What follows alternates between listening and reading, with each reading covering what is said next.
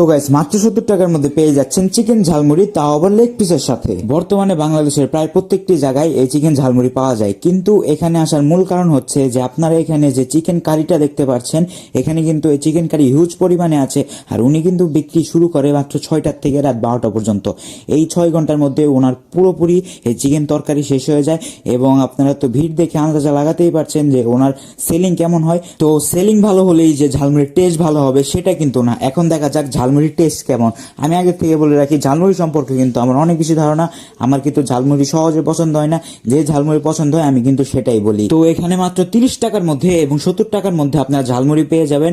আমি দুইটা মিক্স করে প্রায় 100 টাকার মধ্যে একটা ঝালমুড়ি নিয়ে নিয়েছি। এখানে আমি একটা লেগ পিস পেয়েছি, অনেকটা পরিমাণে ঝালমুড়ি পেয়েছি, আর 2 পিস মনে হয় চিকেনের পিস পেয়েছি। তো এখানে একটু খেয়ে দেখি। খাওয়ার পরে এটার কিন্তু স্বাদ আমার কাছে নর্মাল লেগেছে। আমার কাছে এটার স্বাদ বেশি একটা মজাদার লাগেনি, কিন্তু আপনারা একবার ট্রাই করে আমাকে জানাতে পারেন আপনাদের কাছে খেতে কেমন লেগেছে। তো ভিডিওটা এই পর্যন্ত ছিল।